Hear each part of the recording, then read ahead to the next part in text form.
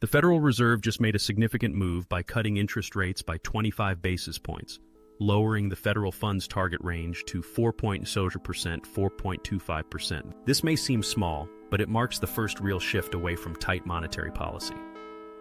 After months of steady rates, the Fed is acknowledging that inflation is cooling and the economy needs more support. So why does this matter? Let's break it down. When the Fed lowers rates, borrowing costs decrease. Businesses can access cheaper loans, consumers gain more access to credit, and overall, more liquidity starts flowing through the system.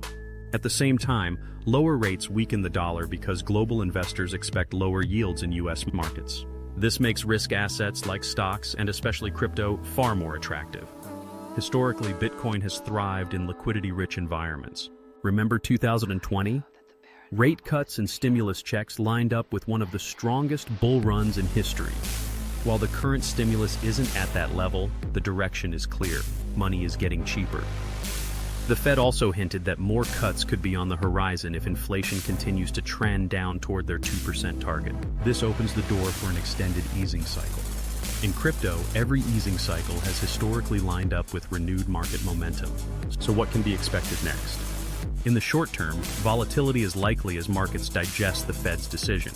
In the medium term, crypto could benefit from increased inflows as investors rotate out of low-yield bonds and cash into higher growth opportunities. Looking long-term, if the Fed keeps cutting, liquidity builds, setting the stage for the next big crypto bull leg. In simple terms, rate cuts equal cheaper money. Cheaper money means more liquidity. More liquidity fuels crypto. While the Fed aims to engineer a soft landing for the economy, crypto traders are already asking one burning question. Is this the spark that ignites the next bull run? With all eyes on the Fed, the crypto market is poised for an exciting ride ahead. Stay tuned.